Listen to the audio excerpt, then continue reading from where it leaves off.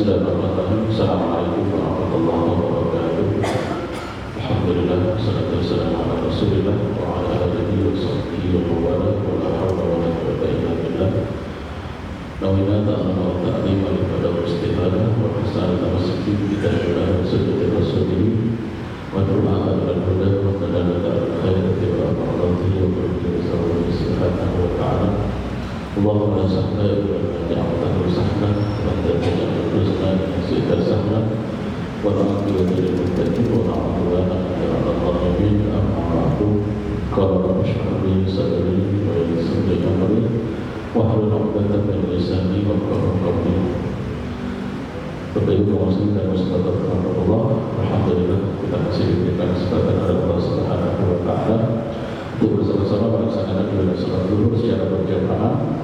Insyaallah kita lanjutkan pembahasan tentang perjalanan hidup daripada Sayyidina Umar bin Khattab radhiyallahu anhu. Kita masuk pada pembahasan pada saat Umar bin Khattab menjadi seorang khalifah. Kaum muslimin dan muslimat rahimakumullah, telah kita bahas pada pertemuan yang lalu bagaimana kebijakan yang dibuat oleh Abu Bakar As-Siddiq radhiyallahu anhu banyak sekali mendapatkan masukan daripada Umar bin Khattab, dan tentu ini membuat seorang Abu Bakar menjadi lebih yakin untuk menyerahkan amanah pasca wafatnya Abu Bakar As-Siddiq kepada Umar bin Khattab radhiyallahu anhu.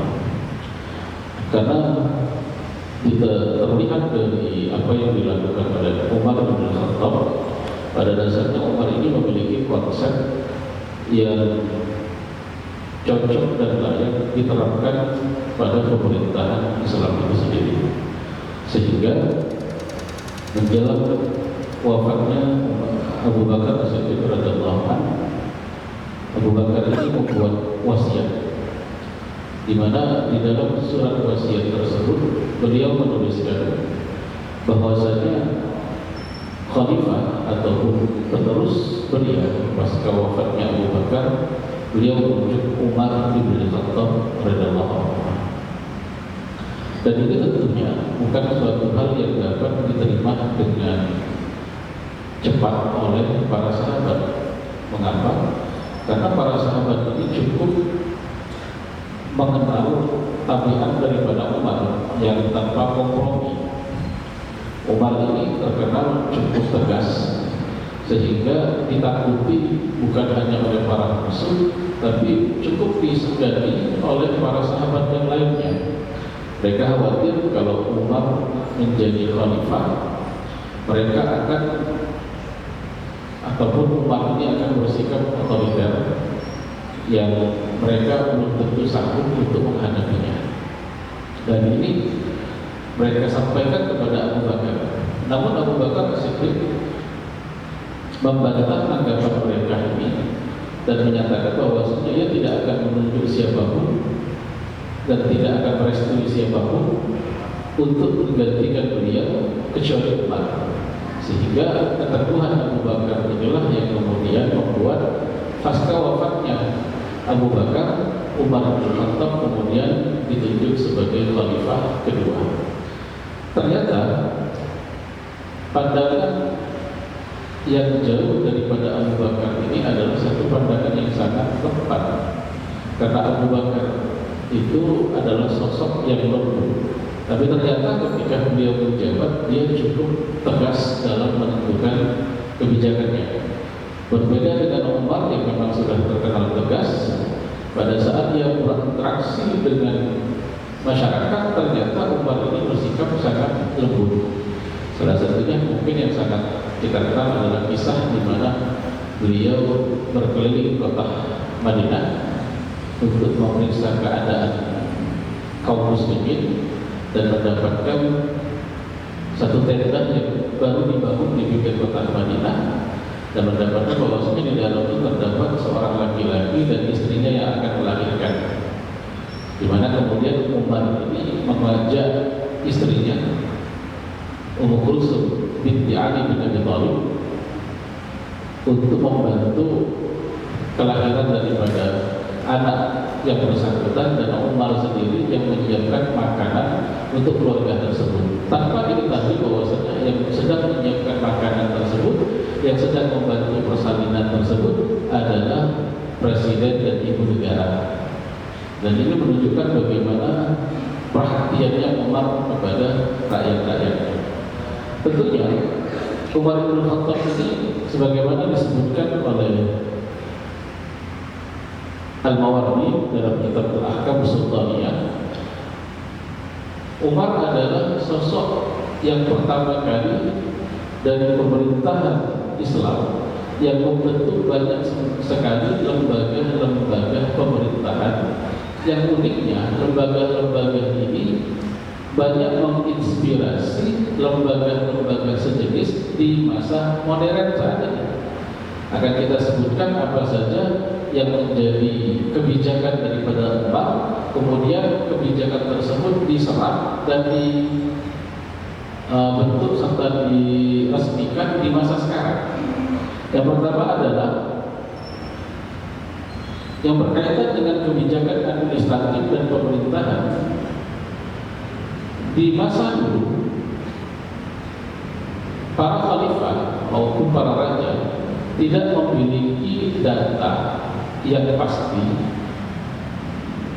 tentang pegawai-pegawai yang mereka miliki. Jadi mungkin yang mereka kenal hanya orang-orang yang dilantik langsung oleh raja, tapi kemudian siapa saja yang menjadi petugas, siapa saja yang menjadi pegawai atau PNS dalam hal ini, ataupun tentara atau polisi, itu tidak diketahui. Tidak ada catatan pastinya dan tidak ada ketertiban administrasi dalam masalah kepegawaian ini. Maka Umar adalah orang pertama yang membentuk, pada saat itu disebut dengan istilah Diwan atau dikenal dengan Register Administrasi Negara, yang mana sistem administrasi yang beliau bentuk ini mencatat data-data pegawai baik itu sipil maupun militer yang dimiliki oleh negara berikut tunjangan daripada mereka. Jadi ini adalah satu bentuk yang mungkin sekarang dikenal dengan database nasional atau social security system, yang di setiap negara saat ini pasti memiliki database ini. Dan perlu diketahui bahwasanya hal ini terinspirasi dari Diwan yang pertama kali dibentuk oleh Umar bin Khattab radhiyallahu anhu di masa kekhalifaannya.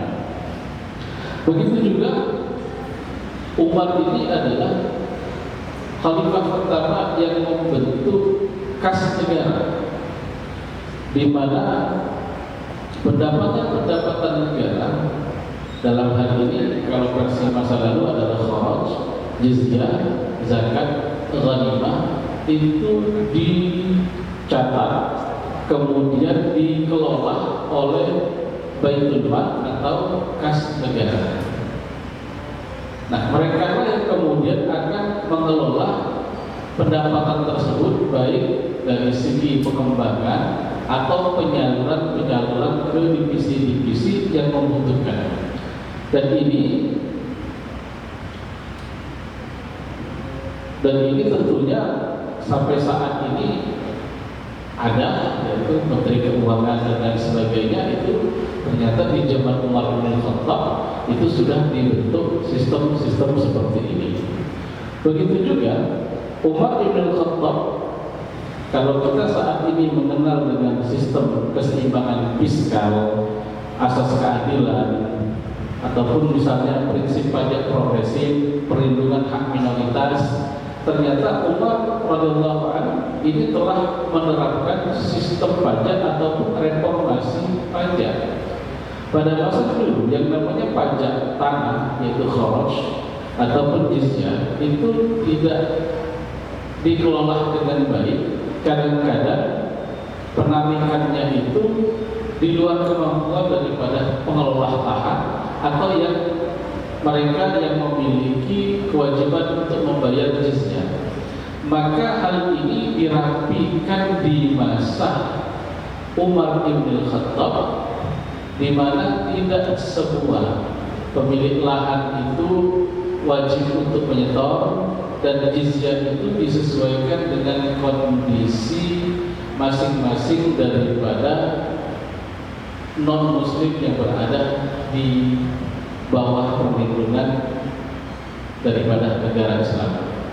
Pada masa itu, ini terinspirasi daripada pertemuan Umar bin Khattab radhiyallahu anhu dengan seorang Yahudi yang sedang meminta-minta di salah satu sudut kota Makkah. Ditanya oleh Umar bin Khattab, apa yang membuat kau hidup dalam kondisi miskin seperti ini? Yang mengatakan bahwasanya semua penghasilan kami disetorkan untuk membayar jizyah. Maka Umar, ini berkaitan dengan non-muslim, Umar kemudian mereformasi dan menganggap bahwasanya kita harus berkeadilan. Jangan sampai ini yang seperti ini mampu makan saja susah, malah dibebani sebuah hal, satu beban yang sulit bagi mereka untuk menunaikannya. Maka reformasi dari bidang pajak ini adalah satu hal yang sudah dilakukan oleh Umar bin Khattab radhiyallahu anhu. Begitu juga kalau di zaman sekarang kita memiliki lembaga seperti Badan Perlindungan Konsumen atau Badan Standarisasi Negara Nasional, maka pada dasarnya Umar di masa itu telah menunjuk satu lembaga yang disebut dengan Hizbah. Hizbah ini tugasnya adalah untuk melindungi konsumen dari kecurangan-kecurangan yang dilakukan oleh para pedagang, oleh para pengusaha, sehingga konsumen bisa mendapatkan kebutuhannya secara adil dan pengusaha juga mendapatkan keuntungan sesuai dengan yang seharusnya dia dapatkan. Maka tidak ada di masa Umar bin Khattab monopoli ataupun suatu hal yang membuat satu pihak itu dirugikan. Kenapa? Karena dengan cerdik Umar bin Khattab ini menerapkan satu lembaga yang tugas mereka memang mengintai bagaimana kondisi perdagangan, bagaimana perlindungan daripada konsumen yang mendapatkan pelayanan tersebut. Nah, ini yang luar biasa daripada Umar bin Khattab berpikir ratusan tahun lebih maju dibandingkan masa yang dia hidup pada saat itu. Begitu juga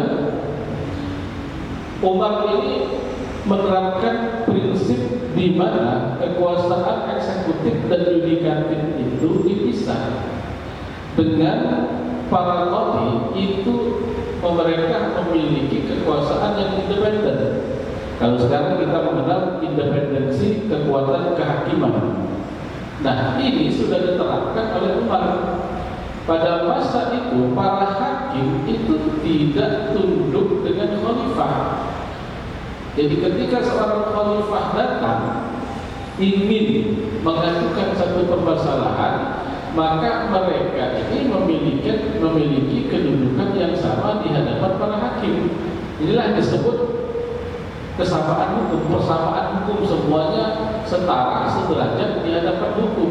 Itu sudah diterapkan oleh Umar bin Khattab radhiyallahu anhu.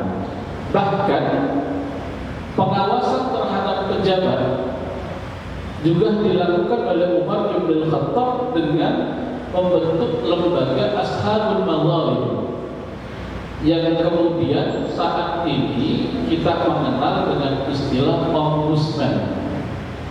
Nah, itu dulu didirikan di masa Umar bin Khattab dengan disebut lembaga Ashabul Mazalim. Jadi ketika ada pejabat-pejabat, penguasa-penguasa yang melakukan satu kesalahan, satu kezaliman, maka mereka akan mengajukan hal tersebut kepada lembaga tersebut, yang mana lembaga itu yang akan menegur akan memberikan catatan, bahkan bisa saja sampai pemecatan, hukuman kepada penguasa-penguasa atau pejabat-pejabat yang berbuat di luar daripada kewenangannya. Contohnya pada masa Umar bin Khattab radhiyallahu anhu, ada seorang khalifah, ada seorang gubernur yang ingin membangun masjid. Hanya saja masjid ini ternyata mengambil satu lahan milik daripada seorang Yahudi, dan karena dianggap ini mengganggu pembangunan, ditawarkan untuk dijual juga tidak dihiraukan, maka gubernur yang ditunjuk ini kemudian tanpa ragu-ragu menggusur rumah si Yahudi dan tidak mempedulikan nasib daripada Yahudi tersebut. Dan Yahudi ini kemudian datang menghadap Umar di Madinah. Maka pada saat itu Umar yang saat itu berada di istananya, istana Umar itu artinya dia di bawah sebuah pohon kurma yang rindang dan dia duduk di sana. Karena Umar itu tidak punya kantor, kantornya di mana-mana. Siapa yang perlu ngadep ke dia, tanpa ada pengawal, tanpa ada siapapun. Maka pada saat dia mendengar aduan tersebut, dia mengambil satu tulang onta, satu tulang onta yang sudah kering. Dia ambil pedangnya, dia kasih garis lurus, di tengah-tengahnya dia silang. Lalu dia mengatakan kepada Yahudi tersebut, kamu antarkan ini kepada gubernur. Yahudi ini bingung, ini kok pengaduannya cuma ditanggapi seperti ini, agak pesimis. Tapi karena ini adalah sudah yang dihasilkan, maka dia menghadap gubernur tersebut dan mengatakan, aku bawa pesan dari Umar, ini pesannya. Begitu tulang itu dilihat, gubernur tadi langsung mengatakan, robohkan masjidnya, bangun kembali rumah Yahudi ini. Yahudi itu bingung, ini tidak ada surat teguran ataupun kata-kata, itu cuma tulang yang di garis lurus kemudian dibuat garis di tengahnya di garis melintang. Maka gubernur ini mengatakan, mungkin kamu heran dan bingung apa maksud Umar, tapi bagi kami para pejabat ini jelas. Umar memberikan perintah kepada kami untuk berlaku lurus, sebab kalau kamu tidak lurus, aku sendiri yang akan memotongnya. Maka Yahudi tadi melihat kebijakan daripada Umar seperti itu, ia kemudian mengatakan jangan dirobohkan masjid ini, dan ia pun bersaksi tiada Tuhan selain Allah dan Rasulullah Muhammad dan utusan Allah. Ini adalah satu kebijakan keadilan dan pengawasan terhadap para pejabat yang langsung dipimpin oleh khalifah sendiri. Bahkan satu kisah lain di mana salah seorang anak daripada pejabat yang memukuli seorang rakyat biasa yang mengalahkannya lomba pacu kuda. Lomba pacu kuda ini biasa, artinya ya sesuai dengan kemampuan masing-masing. Tapi karena kebetulan yang kalah ini adalah anak gubernur, maka emosi dia cambuk pemenang tersebut, sehingga kemudian orang ini cedera. Lalu dia menghadap Umar bin Khattab radhiyallahu anhu. Maka Umar mengatakan, kamu tunggu dulu di kota Madinah, kita tunggu sampai masa musim haji. Karena biasanya gubernur-gubernur itu memimpin haji. Pada saat musim haji, selesai wukuf, selesai haji, berkumpul semuanya, Umar bin Khattab panggil gubernur fulan. Maka datang gubernur itu, mana anakmu? Datang anaknya. Maka Umar mengatakan kepada laki-laki yang dizalimi, ambil cambuk. Berapa kali dia cambuk kamu? Sekian kali wahai khalifah, balas. Nah ini Umar bin Khattab tidak sama sekali melindungi pejabat-pejabat yang zalim, karena bagi Umar bin Khattab jabatan itu bukan suatu hal yang patut untuk dibangga-banggakan, tapi ini adalah beban yang harus disampaikan amanahnya.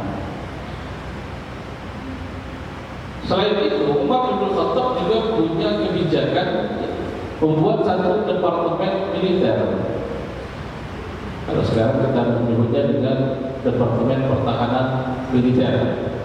Nah, apa tugas daripada Diwanul Jund ini atau Departemen Militer ini? Mereka mencatat pasukan dengan pangkatnya, dengan tunjangannya, sehingga kepangkatan tersebut serta prestasi-prestasi tersebut bisa menjadi pertimbangan untuk naik pangkat dan lain sebagainya. Sudah rapi sekali Bapak Ibu sekalian. Bahkan prestasi-prestasi itu semuanya tercatat sehingga menjadi pertimbangan. Ini mendapatkan tunjangan sekian, ini mendapatkan kenaikan pangkat sekian. Ini sudah dibuat oleh Umar bin Khattab jauh sebelum dunia mengenal demokrasi dan lain sebagainya. Dan tentunya Umar tidak melupakan daripada infrastruktur, di mana ia sendiri membangun jalan raya, jembatan, pos, bahkan sistem pos. Kalau kita nyebut dengan sebelum ada dunia digital, kita mengirim surat pakai pos.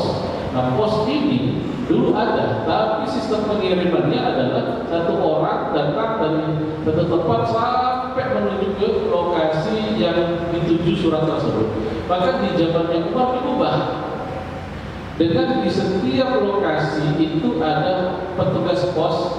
Kalau zaman dulu ngantarnya pakai onta, pakai kuda, ngantarnya tidak sampai ke lokasi yang dituju, tapi kepada kota yang berdekatan, yang nanti surat tersebut akan disampaikan lagi oleh petugas yang lain sehingga secara estafet sampai kiriman atau surat tersebut. Nah, kita mengenal zaman dulu tukang pos yang bawa sepeda dan lain sebagainya. Itu pertama kali yang membuat sistem seperti itu adalah Umar bin Khattab radhiyallahu anhu. Dan tentunya Umar bin Khattab memiliki satu kebijakan, yaitu dalam masalah kebebasan beragama dan hak sipil, di mana beliau menandatangani Piagam Aidiyah, yaitu perjanjian Umar dengan penduduk Yerusalem pada saat pembebasan Palestina, di mana beliau menulis semua memiliki hak yang sama atas keamanan dan tidak akan dipaksa meninggalkan agamanya. Bahkan saking sensitifnya masalah ini, Umar bin Khattab pada saat dia pertama kali masuk ke Palestina setelah ditaklukkan oleh Amr bin As dan terjadi serah terima dari Yahudi ke kaum muslimin pada saat itu. Pada saat itu Umar dipersilahkan untuk istirahat sholat di salah satu gereja terbesar yang ada di Palestina saat itu. Namun Umar menolak. Bukan karena apa? Karena Umar khawatir kalau dia sampai sholat di lokasi tersebut akan menimbulkan anggapan bahwasanya kaum muslimin akan sholat di sana, karena khalifah itu tinggal Khalifah Umar sholat di sana, dan ini menjadi contoh bagi yang lain dan akan membuat gereja tersebut akan dikuasai oleh umat Islam. Jadi Umar menolak, bukan karena apa-apa, tapi jangan sampai ini akan membuat ketegangan antar umat di Yerusalem pada masa itu. Dan ini menunjukkan bagaimana Umar itu memiliki kebijakan-kebijakan yang luar biasa, terobosan-terobosan yang luar biasa, dan banyak sekali di antara terobosannya tersebut yang kemudian menginspirasi dunia modern untuk mengikuti dan menyempurnakan apa yang sudah menjadi kebijakan Umar tersebut. Nah, tentunya selama 10 tahun Umar bin Khattab radhiyallahu anhu menjabat sebagai khalifah, banyak kelebihan dan ada juga kekurangan yang kemudian akan disempurnakan oleh sahabat selanjutnya, yaitu khalifah ketiga, Khalifah Utsman bin Affan radhiyallahu anhu, di mana mungkin Utsman bin Affan ini banyak yang mengenalnya karena terjadi perbedaan ataupun peristiwa tahkim dan lain sebagainya. Akan tetapi, insya Allah akan kita bahas pada pertemuan yang akan datang tentang bagaimana ternyata di masa Utsman bin Affan ini banyak sekali perluasan wilayah Islam sehingga setengah dari dunia ini pada masa itu juga merupakan bagian daripada daerah Islam. Bahkan disinyalir bahwasanya Islam masuk ke Indonesia untuk pertama kali terjadi di masanya Utsman bin Affan radhiyallahu anhu. Insyaallah akan kita bahas pada pertemuan yang akan datang. Ini saja yang kami sampaikan. Assalamualaikum warahmatullahi wabarakatuh.